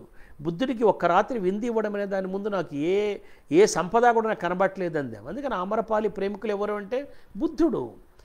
ఆయన కుష్ఠరోగి కౌగిలి నాదనగల వారు ఎవరు అన్నాడు. కుష్ఠరోగి కౌగిలి నాదనగల వారు ఎవరో క్రీస్తు అనగలడు, గాంధీ అనగలడు. ఇక్కడ ఏమంటున్నాడు, కంటక గాత్రి కుబ్జతో రోయక సరసాలాడేవారెవరు. కుబ్జ గూనిపిల్ల మీద ఒక కవిత రాశాడు ఈయన. ఆ కవిత చదివితే, ఆ కవిత చదివిన తర్వాత అటువంటి గూనిపుల్లని కంటక గాత్రి కుబ్జతో రోయక సరసాలాడేవారెవరు. బాలరసాల సాల నవపల్లవ తల్పశాయులెందరూ లేరు, డమరుక లేకు త్రిశూలాగ్రంపై నృత్యం చేసేవారెవరు. లోయలలో తోటల పువ్వులకే మేరు మరచినారే అంతా, అనల శైల శిఖరాగ్ర ప్రోజ్వల పద్మం కోసేవారెవరు. దివిజ ధనువులిరువురికి వలసిన దమృతం దక్కని ఎడ వారుని. అంటే ఇద్దరికీ అమృతం కావాలి, దక్కలేదా వారుని. వారుని అంటే మద్యం అన్నమాట. దివిజ ధనుజులిరువురికి వలసిన దమృతం దక్కని ఎడ వారుని. సాగర గర్భ వేదనల గరళం అది చెవి చూసేవారెవరు. ఇది ఈరోజు చాలామంది ఈ సమకాలీన రాజకీయ లేదా సాహిత్య రాజకీయ లేదా సాహిత్యోద్యమ ఈ మొత్తం ఇది ఉందే, ఇందులో నేను ఎందుకు ఏ పక్షాన నిలబడలేనంటే, రెండు పక్షాలు కూడా వాళ్ళకి కావాల్సిన అమృతం కానీ గరళాన్ని స్వీకరించడానికి సిద్ధంగా లేరు వాళ్ళు. ఒకళ్ళు అమృతం దక్కలేదా అది వాళ్ళకి మద్యంతో సమానం అన్నమాట. వాడికి రాజ్యాధికారం దక్కపోతే అది మద్యంతో సమానం. దక్కని ఎడ వారుని. కానీ సాగర గర్భ వేదనల గరళం అది చెవి చూసేవారెవరు. ఈ బైరాగిలేటివాడు ఒకడు ఉంటాడు, ఒక్కడు మాత్రమే ఉంటాడు. దక్షాధ్వర విధ్వంస హేతువిది శర్వజటాజన్య జ్వాలిక శప్త మృకండు సూతిని కంఠం యమపాసం కోసేవారెవరు. ఈ మృకండు సూతుడు ఒకడు పదే పదే బైరా కవిత్వం మనకి కనబడుతూ ఉంటాడు. మృకండు సూతుడు ఎవరంటే మార్కండేయుడు. మార్కండేయుడు చిన్నప్పుడే ఆయన పుట్టినప్పటికీ ఆయనకి ఒక అర్ధాంతరంగా ఆయన చనిపోవలసినటువంటి ఒక జాతకం విధిరాత ఆయనకు ఉంది. ఆయన ఏం చేశాడు, యముడు ఆయన వెంటపడ్డాడు, ఆ పాశం పట్టుకు వెంటపడ్డాడు. వెంటపడితే ఈ నీళ్ళు ఏం చేశాడు, శివలింగాన్ని కౌగిలించుకుని ఉన్నాడు, పట్టుకుని ఉన్నాడు, శివుడి పాదాలు పట్టుకుని ఉన్నాడు. యముడు వచ్చాడు, యమపాశం శివలింగాన్ని ఎట్లా పెకలించలేదు. శివుడి పాదాలు పట్టుకోవడంతో, శివుడి పాదాలు ఆశ్రయించడంతో మృకండు సూతుడు, శప్త మృకండు సూతుడు. అతను పుట్టినప్పుడే శప్తుడు. అతను ఎందుకు చనిపోవలసిన వాడు, అర్ధాంతరంగా మరణించవలసిన, అకాలంగా మరణించవలసిన వాడు. నువ్వు నేను, ఈ మానవజాతి మొత్తం శప్త మృకండు సూతులం. మనం అర్ధాంతరంగా అకాలంగా మరణించవలసిన శాపంతో పుట్టిన వాళ్ళం మనం. మనకు ఆ చరణాలు దొరకాలి. ఏ చరణాలు పట్టుకుంటే మనం మార్కండేయుడు చిరంజీవి అయ్యాడు. మహాభారతంలో ధర్మరాజుకి మార్కండేయుడికి మధ్య వనపర్వంలో ఒక సంభాషణ జరుగుతుంది. అక్కడ ధర్మరాజు అడుగుతాడు, మహాత్మా మీరు ఎన్నో కల్పాలు చూశారని. ఒక మహాప్రళయం కాదు, ఎన్నో మహాప్రళయాలు చూశాడని. అంత చిరంజీవి అయ్యాడు. ఎవరు? ఆయన శప్త మృకండు సుతుడు. అవాంతరంగా అర్ధాంతరంగా అకాలంగా చనిపోవలసిన విధి నొసట రాసుకు పుట్టినవాడు చిరంజీవి కల్పాంతాలు చూస్తూ ఉన్నాడు. ఇతనిలో బైరాగి మానవుని ఆవాహన చేస్తున్నాడు అన్నమాట. శప్త మృకండు సూతిని కంఠపు యమపాశం కోసేవారెవరు, గగన సుమాల గంధ మధువులకై అరులు చాచారే అంతా, అరుణ బీజములకై పాతాళపు లోతులు చూసేవారెవరు, యజనారణులు విఫలమైనవి ఇక ప్రజ్వరిల్లది హోమాగ్ని, వజ్రాస్తుల ఘర్షణతో వహినిని రగులు కొల్పగలవారెవరు. వజ్రాస్తులంట. వజ్రాస్తులంటే ఏమిటి? దధీచి అనే ఒక ఋషి తాలూకు ఎముక, అతడి ఎముకలతోటి ఇంద్రుడి వజ్రాయుధం రూపొంది మనకు తెలుసు. ఆ ఎముక తాలూకు ఆ అస్తులను వజ్రాస్తులు అన్నాడు. వజ్రాయుధం అంటే వజ్రాస్తులు అన్నమాట. ఆ వజ్రాస్తుల ఘర్షణతో వహినిని రగులు కొల్పగలవారెవరు. దుగ్ధ దదులు ప్రవహించిన దేశం, దప్పిగొన్నవారే అంతా. ఇక్కడ దుగ్ధ దధులు అంట. పితికినటువంటి పితగ్గానే వట్టి పాలు కాదు, పాలు పెరుగు అన్నీ ప్రవహించాయి. పాడి పంటలు పొంగిపల్లి దేశం. అయితే ఏమిటి? దప్పిగొన్నవారే అంతా. అయితే మృత్యు పూతనాస్తన్యం పానం చేసేవారెవరు. ఈ దుగ్ధము దధి కాదు, పూతన తాలూకు స్తన్యం, విషస్తన్యం, దాన్ని పానం చేసేవారెవరు. అనలాశనులై పిడుగై మెరుపై చిచ్చై రేగే వారెవరు, అలకాపురి దోచేందుకు మబ్బుల బాటను సాగేవారెవరు. ఈ కవితలు ఉన్నాయే, ఈ కవితల్లో నాకు నిజంగా ఆగమగీది, నిజంగా ఒక సేక్రెడ్ టెక్స్ట్ అనిపిస్తుంది, సేక్రెడ్ పోయం అనిపిస్తుంది. ఇట్లాంటిదే నాకు ఒక్క పోయం, ఈ కవిత బైరాగి తాలూకు అసలు బైరాగి అంటే ఏమిటి, ఎలా అయితే శ్రీశ్రీ తాలూకు మహాప్రస్థానంలో మనం కవిత ఓ కవిత, బైరాగి తాలూకు అంటే ఇంకా చాలా కవితలు ఉన్నాయి, కానీ వినిపించే వాన వెలిసిన కవిత ఉంది, పుడమికి కన్నెరికం అనే కవిత ఉంది. నేను ఈవేళ archive.orgలోంచి ఆగమగీతి టెక్స్ట్ మీకు నా వాల్ మీద పెట్టాను, డౌన్లోడ్ చేసుకోండి, చదవండి. ఆగమగీతి పుస్తకం కూడా లభ్యంగా ఉంది. ఎవరికి వారు సమంతలాగా మీరు శబ్దరత్నాకరణ దగ్గర పెట్టుకుని, శబ్దరత్నాకరణ లేకపోయినా పర్వాలేదు, మీకు పదాలు అర్థం కాకపోయినా పర్వాలేదు, ఎందుకంటే సూటిగా అవి ఆ భాషే మనలో ఒక వైబ్రేషన్ని రేకెత్తించగలదన్నమాట. ఆయన కవిత ఓ కవిత లాంటి కవిత. కవిత ఓ కవిత ఏమిటంటే కవితను దర్శించి రాసిన కవిత. ఆయన రాశాడు, నేను నా కుటిలో చీకటిలో సర్గద్వారపు తోరణమై వెళ్ళిన నా మస్తిష్కంలో ఏ ఘోషలు భాషలు దృశ్యాలు తోచాయో, నేనే ఏ చిత్ర విచిత్ర శమంత రోజుర్నివహం చూశానో, నా గీతం ఏ శక్తులలో ప్రాణస్పందన పొందిందో, నీకై నేనే ఏ వేళ ప్రోవుల రణనినాదాలు రాస్తాడు ఆయన. ఈయన చూసిన కవిత కాదు, చూడని కవిత, రాసిన కవిత కాదు, రాయని కవిత మీద కవిత రాశాడు. అసలు ఇది నా దృష్టిలో బైరాగి రాయని కవిత, రాయని కవిత మీద రాసిన కవిత ఉందే, ఇది ఒక మేనిఫెస్టో. ఇది ఒక కవి ప్రకటించిన మేనిఫెస్టో. ఇది ఒక సంఘం తాలూకు మేనిఫెస్టో కాదు, ఒక పొలిటికల్ పార్టీ తాలూకు మేనిఫెస్టో కాదు, ఒక గ్రూపు తాలూకు మేనిఫెస్టో కాదు, లేదా ఒక మాబ్ తాలూకు మేనిఫెస్టో కాదు, ఒక నరుడు తాలూకు మేనిఫెస్టో, ఒక మనిషి తాలూకు మేనిఫెస్టో, హృదయమైన సున్నిత మానవుడి తాలూకు మేనిఫెస్టో ఇది. ఈ కవిత కొద్దిగా పెద్ద కవిత. కవితను పూర్తిగా మీకు వినిపిస్తాను, ఇది వినండి. బైరాగికి నిజంగా ఘటించగల శత జయంతి నివాళి ఏమిటంటే ఈ కవిత మనం చదువుకోవటం. అరచిత కవిత. అరచిత అంటే రాయనటువంటి అన్రిటన్ పోయం అనొచ్చు అనమాట. అరచిత కవిత. నేనిక ఎన్నటికీ, ఒకప్పుడు నన్ను కవితాప్రసాద్ వాణికుమారి గారిని ఒక సాహితీ మిత్రురాలు ఉన్నారు, లెక్చరర్ ఆమె. వాళ్ళ కాలేజీలో హైదరాబాద్లో ఒక ప్రసంగం చేయమని కవితా ప్రసాద్ గారు మీ పేరు చెప్పారండి, వచ్చి ఒకసారి మాట్లాడండి అని ఆవిడ పిలిచారు. నేను కవితా ప్రసాద్ ఆ కాలేజీకి వెళ్ళినప్పుడు కవితా ప్రసాద్ ఒక ప్రసంగం చేశాడు, అద్భుతం ప్రసంగం చేశాడు. కవితా ప్రసాద్తో పోటీపడిన ప్రసంగం చేయగలిగిన వాడిని కాను. ఆయన ధారణ కానీ, ఆయన పద్యాలు కానీ, ఆయన చేసిన ప్రసంగం కానీ దాని ముందు వెలవెలపోయేటటువంటి సేముషన్ అది. కానీ ఆయన అది చేసిన తర్వాత నేను ఏమన్నా అంటే, నేను ఏం ప్రసంగం చేయను, ఒక్క కవిత మాత్రం వినిపిస్తాను, నేను వినండి అని ఈ కవిత వినిపించాను. ఈ కవిత వినిపించిన తర్వాత ఆ పిల్లలు ఆ కవిత తాలూకు స్పెల్ వాళ్ళని ఎట్లాగా వాళ్ళు ఎలా పడిపోయారంటే, వాళ్ళు కరతాళధ్వనులు చేస్తూనే ఉన్నారు, మర్చిపోయారంతా వాళ్ళు. ఈ కవిత ఒకటే వాళ్ళకి గుర్తుండిపోయింది అనమాట. కవిత తాలూకు ప్రభావం ఒకటే వాళ్ళకి గుర్తుండిపోయింది. నేను ఇక ఎన్నటికీ కవిత రాయకపోయినప్పటికీ, ఎప్పటికీ సమయ శ్వేతపత్రం పైన సంతకం చేయకపోయినప్పటికీ, ఆ రహస్య గుహాద్వారం నా కోసం తీయకపోయినప్పటికీ, అప్పటికీ ఇప్పటికీ ఎప్పటికీ నీ కన్నులలోన కవిత విహసిస్తూ ఉంటుంది, నా హృదయంలోన కవిత నివసిస్తూ ఉంటుంది. అవును, నేను ఇక ముందు అసలు కవిత రాయకపోతేనే, ఆ రహస్య గుహాద్వారం నాకు తీయకపోతేనే, రాయదలిచి రాయని నా అగణిత కవితలతో జీవిత కరాళ కాళరాత్రిని వెలిగిస్తాను. ప్రణయ ప్రసవ జీవన మరణ వేదనలను తెలిగిస్తాను. పలుకని మాటలు వదలి, పలికిన పాటలు వదలి, మాటలు ఆటలు వదలి, అరుణ కిరణ లేఖనితో వ్రేలే చిగురుటాకులపైన, రాలే పూలరేకులపైన నా గీతం రాస్తాను. రేయి కడలి తరగల చుక్కల నురుగులతో, చీకటి చెట్ల కొమ్మల మిడుగురు పురుగులతో, జాలి వంటి గాలితో, దీనంగా మౌనంగా నన్నే పరికించి పలుకరించే కోటి కోటి అదృశ్య లోచనాల శోచన వీక్షణాలతో, తరతరాల దుర్భరతల జీవిత బాధావధిని భగ్గున వెలిగించే జ్వాలాక్షణాలతో నా గీతం రాస్తాను. అసలు రాయకపోతేనే, నే వ్రాయని గీతాలను కోటి దీనదృక్కులలో, కోటి మౌనవాక్కులలో వెలసిన నేనే పఠించి జపించి తప్పించి విలపిస్తాను. చూడండి వాక్యం. నేను కవిత రాయకపోతే ఏమిటి?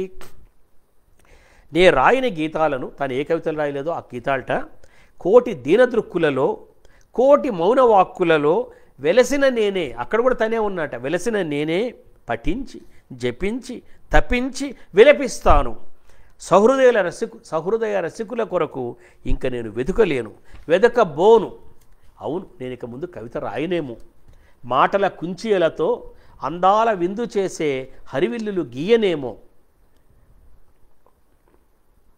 కానీ నేను కవిని కాని వేళ కూడా నా హృదయంలోని కవిత కార్మైళ్ళ నింగిలాగు, పాతాళ గంగలాగు, దుర్భర గర్భశోకపు మహాజల ప్రపాతంలాగు పొంగిరాని వేళ కూడా నేను నా వ్రాయని తీయని కవిత, నీడలా వెన్నంటి పాయని కవిత, ఏనాటికి మాయని కవిత చదువుతూనే ఉన్నాను. ఇది రాయని తీయని కవిత ఏమిటి? ఎందుకంటే heard melodies are sweet, those unheard are sweeter అన్నాడు కవి. ఆ రాయని కవిత మరి తీయని కవిత అన్నమాట. రాయని తీయని కవిత, నీడలా వెన్నంటి పాయని కవిత, ఏనాటికి మాయని కవిత చదువుతూనే ఉన్నాను. కవుల పేరులు, వారల కవనాల పేరులు వల్లించలేను గాని, కంటి పాపలా మాయని రాయని తీయని కవిత చదువుతూనే ఉన్నాను.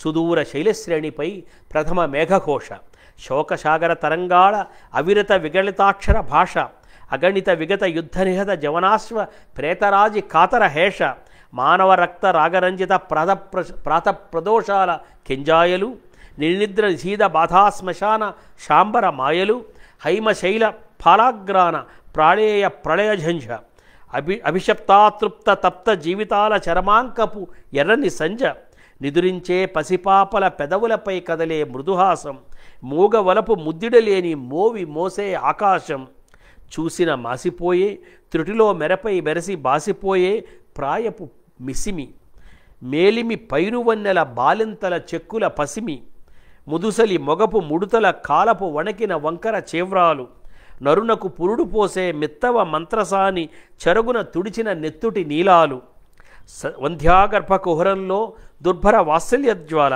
మరల ప్రళయపాత్రికలో నింపే తిక్తరక్త జీవనహాల, నిర్మల ధారలోన జలకమాడి కిలకిలమనే కిరణాలు, పచ్చిక బయలు, రెల్లు పూలు, గడ్డి పూలు, పేదల ఆభరణాలు, దిక్కుల పంజరాలను పరిహసించి ఎగసిన పులుగుల బారులు, పాతాళపు లోతులలో పసరుల చీకటి వేరులు, నే చదివిన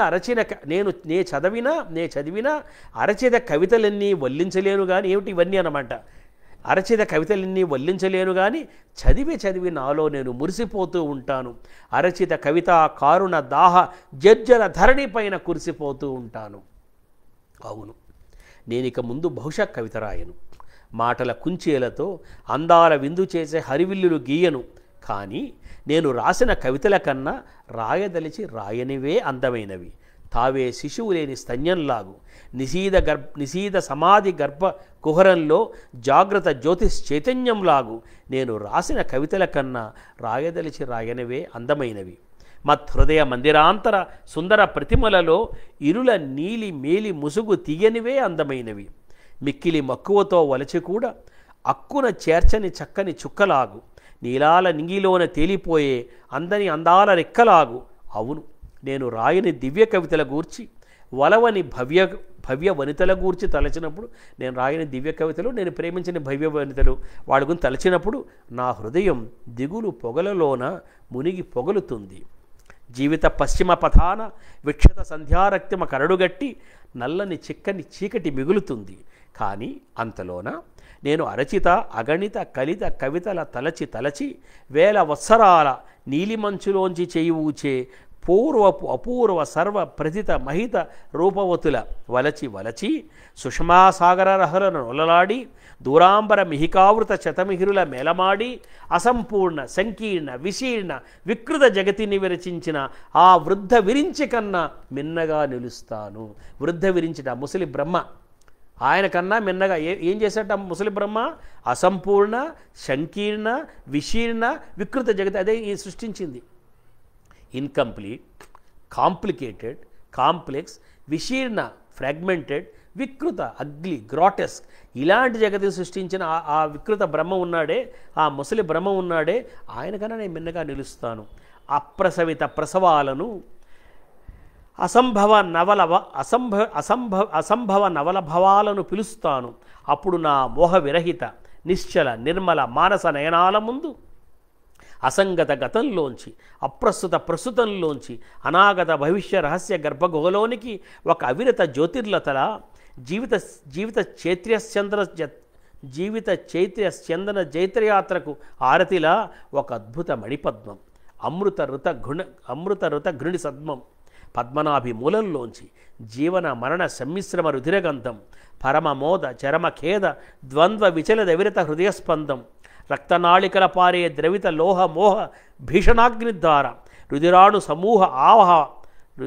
సమూహ ఆహవ దాహాకుల దేహాకార ఎముకల ప్రోవు మాంసం ముద్ద, ఒక పిడికెడు మంటిలోని ప్రాణచింత, చీము నెత్తురుల మిత్తవ కౌగిలి నుంచి మించు దీవెల అంచుల దాకా పాలపుంత, అస్థిపంజరపు చెరలో చెక్కిన పులుగు, కనుల వెలిగే విపుల వ్యోమ విస్తారం, శాంతస్నిగ్ధ శాద్వలాలు కానీ ఆడరాని బక్క రెక్కలపై దుర్భర గురు భూభారం. ఆ జర్జర దేహపు చెరలో చిక్కి నేను నేత్ర కోటరాల్లోంచి చూస్తున్నాను. నా రెక్కల కందని విభ ఎన్నటికీ మందని విభ నా చీకటి మోస్తున్నాను. కాంచన కల్పనాచల చలాంచల మృదు పరిమళ బాలానిల జయకేతువు నా నరకపు చీకటి చరణించి స్వర్ణ స్వప్న రహోగేహ దేహాళికి సేతువు. దేశకాలముల కూడలి నా శృతులను కోటి అప్రసివిత శిశువుల రుదనారావం, నిష్ఫల ప్రణయాల ఘోష, బలిశిలలను వెలిగించే జీవరుధిర సంస్రావం, మరణ మేఖలావలయిత లోక శోక క్షార నీర గభీర పారావారం, మిహిరహిత మిహికావృత మంతిమ సంతమ సంభ్రమ సంక్రమణ శ్రమభారం, లజ్జా కజ్జల ముద్రిత రుద్రస్థలి ఈ భూతలి, కవితాసతి శవవాహక హరుడు నరుడు. ఆ సతీదేవి దేహాన్ని ఎట్లా అయితే హరుడు మోసుకుంటూ వెళ్ళాడో ఈ నరుడంట కవితాసతి తాలూకు దేహాన్ని, కవితాసతి శవవాహక హరుడు నరుడు. సరస మసృణ కుసుమ విసికతది కాదిది, నెత్తుటి కరడుల విసరే వరుడు మరుడు. కవిత లేని కడపటి చీకటిలో, ఎందుకు కవితాసతి శవవాహక నరుడు అన్నాడు కదా, కవిత లేని కడపటి చీకటిలో, ఏ వేకువ లేని చీకటిలో ఏమి చేయాలి? కవిత రాయట్లేదు కదా, అరచిత కవిత రాయలేకపోతున్నాడు. కవిత లేని కడపటి చీకటిలో, ఏ వేకువ లేని చీకటిలో ఏమిటి చేయాలి? ఉనికి లేని మనికి లేని చీకటిలో కలల పొత్తపు కడపటి పుట మూయాలి. జీవిత రుధిరాక్షరాల చెరిపివేసే మరణాసిత మషిపాత్రిక నొలకబోసి అనన్య శూన్యాఛన్న దిశాంతాన సంస్కృతి శోకకృతికి స్వస్తి శ్లోకం రాసి నిశ్శబ్ద ద్విపటిలో తొలి పొత్తిటి నలి నెత్తుటి చీకటిలో హాయిగా నిద్రపోవాలి.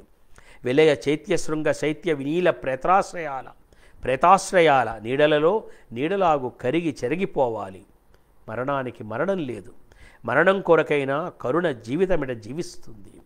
రక్తాలక్తక రంజిత చరణ స్ఫుర దుషసుషమ తనదే ప్రథమోదయమని భావిస్తుంది. గగనామర వల్లరి నొసట శోణ సూన తిలకంలా తరుణారుణ రవిబింబం జ్వలిస్తుంది. నిశా వేదన కేదారాల బీజ వాగ్దానం దివాధాన్య స్వర్ణార్ణవ వీచికలై ఫలిస్తుంది. శిరామరకల చెర నుంచి వెలువడి కవిత తెలివెలుగుల తొలకరిలా దీవెనలా కురుస్తుంది. తుహినాశ్రువుల శుభ్ర స్వచ్ఛ దర్పణాల శతసహస్ర శక్రచాప వర్ణాలికల విరుస్తుంది.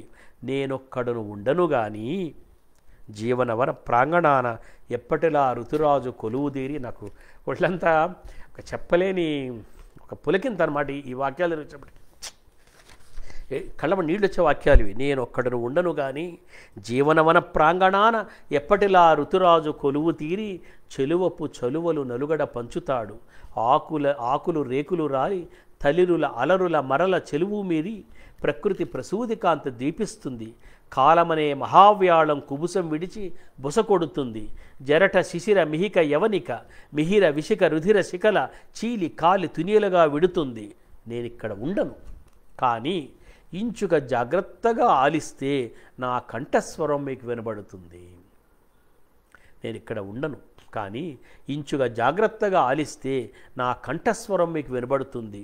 మన్నులోన మిన్నులోన గాలి తరగల పరుగుల తేలి సన్నగా సొదపెడుతుంది. రాలుటాకుల పూరేకుల గుసగుసలో ఏటి నీటి కలకలలో తెలివెన్నెల తళతళలో నినిద్ర నిశీధాల నిస్వన జాగరణాల కోటి కోటి నయనతారల మెలమెలలో జీవిత శోక సింధు ఘోషలో ఇంచుగా జాగ్రత్తగా ఆలిస్తే నా కంఠస్వరం కూడా వినగలవు. కోటి కోటి చరణాంకిత రుధిర రంజిత రేణుకలో నా జాడలు కూడా కనుగొనగలవు. ఏమంటే అది ఏమంటే ఏదీ చావదు ఇచ్చట. ద్రవ్యంలోంచి రూపంలోకి, రూపంలోంచి భావంలోకి, ఓజంలోంచి తేజంలోకి, తేజంలోంచి ఓజంలోకి, మరణపు మౌనంలోంచి జీవన విరామంలోకి రూపం మారుతున్నది ఒకే శక్తి. రాలుటాకుల సజ్జలోంచి క్రొంజివురులు లేచినట్లు. ఆ రాలుటాకుల సజ్జ అంటే శయ్య. ఆ రాలుటాకులనే ఆ బెడ్ మించి రాలుతున్న ఆకులనే ఆ శయ్య మించి క్రొంజివురులు లేచినట్లు. ఆ పొత్తిళ్లలో పసిపాప లేచినట్టు అన్నమాట. రాలుటాకుల సజ్జలోంచి క్రొంజివురులు లేచినట్లు నేలరాలిన విత్తుల పొత్తిలిలోన రాబోయే పూదావుల తేనె తుంపరులు వేచినట్టు. ఆయన విత్తి నుంచి మొక్కనట్లేదు. విత్తి నుంచి ఎంత దూరం పెడుతున్నాడంటే నేలరాలిన విత్తుల పొత్తిలిలోన.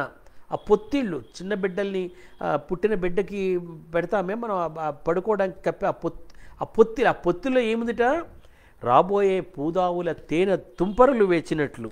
నేను కవిత రాయకపోతేనే విశ్వ సుషమకు కరువు రాదు. కవిత అన్నది చావబోదు. పువ్వులలో నునురెక్కుల కావిపోదు. గాలి తరగల ఊర్పులలో ఎరుగని నెత్తావిపోదు. నేను కవిత రాయకపోతే మాత్రం ఏమవుతుంది? ఇవేవి నశించవు, ఇవన్నీ ఉంటాయి. ప్రతి కవి చెప్పుకోవాల్సిన మాట అండి ఇది. నేను కవిత రాయకపోతే ప్రపంచం కూలిపోతుంది అనుకుంటాడు కవి. నేను కవిత రాయకపోతే లోకం ఏమైపోతుందో అనుకుంటాడు. ఏమీ కాదు, లోకం నడుస్తూనే ఉంది. రెండు రకాల కాలాలు ఉంటాయి. నువ్వు చదివే వార్తాపత్రికలు, నువ్వు చూసే సినిమాలు, నీ టీవీ, నీ మీడియా, నీ సోషల్ మీడియాల తాలూకు కాలం ఒకటి ఉంది. ఈ కాలాన్ని దాట మహాకాలం ఒకటి ఉంది. అందుకన్నాడు ఆయన. ఏమన్నాడంటే ఆ కాల మహావ్యాళం కుబుసం విడిచి బుసలు కొడుతుంది. అది ఆ కాలం చాలా పెద్ద కాలం. ఆ కాలంలో నువ్వు ఒక కవిత రాసినంత మాత్రాన, నువ్వు ఒక కవిత రాయినంత మాత్రాన నష్టమేమీ లేదు. అది నువ్వు ఒక కవిత రాయినంత మాత్రాన విశ్వసుషమకి చావు రాదు అని అంటున్నాడు ఆయన. ఏమంటే ఏది చావదు ఇచట.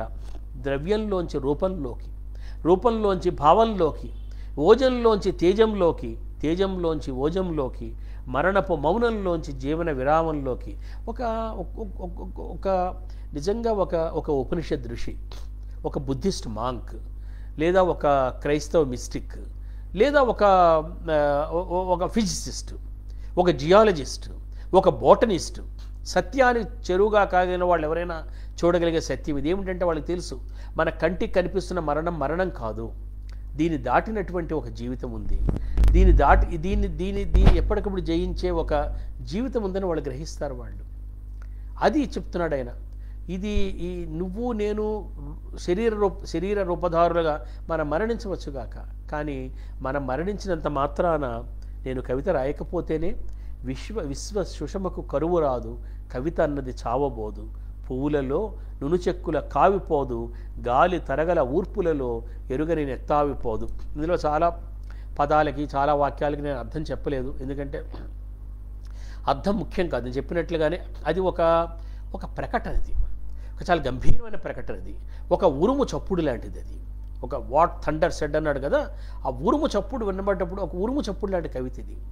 ఈ కవిత రాయడంతో ఆయన ఏం చేశాడంటే తనని విముక్తిని చేసుకున్నాడు, కవి ప్రపంచాన్ని విముక్తిని చేశాడు. ఈ కవిత రాయకపోతే ఏమైపోతుంది? ఏమీ కాదు.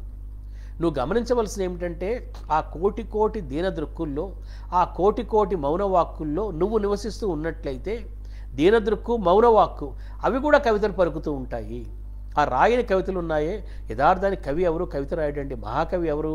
మహాకవి ఏం చేస్తాడంటే పలకని అనేక మంది తరపున తను పలుకుతాడు, అంతే కవి చేసేది. నిజంగా పలకని అనేక మంది పలకని అనేక గడాలకు నువ్వు గడంగా మారడమే కవి సాధ్యక్యం తప్ప వాళ్ళందరికన్నా నేను ప్రత్యేకంగా ఉన్నాను, నేను చాలా బాగా రాస్తున్నాను, నా కవిత ఎవరు అర్థం చేస్తూ వినరంటే ఏమిటి? ఎందుకంటే నీ కవిత ఎవరికి అర్థం కావట్లేదు అన్నమాట. నీ కవిత నీ తాలూకు బాధనే తప్ప ప్రపంచ తాలూకు బాధను వినిపించడం లేదనమాట. ఇది ఈ అరచిత కవిత అన్న కవిత దగ్గరికి వచ్చేటప్పటికి బైరాగి నిజంగా ఆగమగీతి. ఇక్కడ ఆయన ఒక మనిషి వస్తాడు, ఆ మనిషి నువ్వా నేనా, ఒక నరుడు దీని నుంచి ఏదో బయటపడేస్తాడు, దీన్ని కూడా దాటిపోయాడు ఆయన. ఆయన ఏమన్నాడంటే ఒకడు రాకపోని, నేను కవిత రాయకపోని ఈ ప్రపంచం నడుస్తుంది, ఈ ప్రపంచంలోనే ఒక ప్రసూతి ఉంది, ఇది ఎప్పటికప్పుడు నిత్య నవీనమైనటువంటి. ఠాగూర్ ఒక లాంగ్ పోయం రాశాడు, చైల్డ్, చదవాలి మీరు ఆ కవిత. అనంతుడు నిత్యనూతనులోనే రమణారెడ్డి దాన్ని ట్రాన్స్లేట్ చేశాడు. ఒక అద్భుతమైన కవిత అది. ఒక శిశువు ఏం చెప్తాడంటే ఠాగూర్ అన్నాడు, ఈ లోకంలో పుట్టబోయే ప్రతి శిశువు కూడా భగవంతుడు ఇంకా ఈ ప్రపంచం పట్ల డిసప్పాయింట్ కాలేదని చెప్తూ ఉంటాడని చెప్పాడు ఆయన.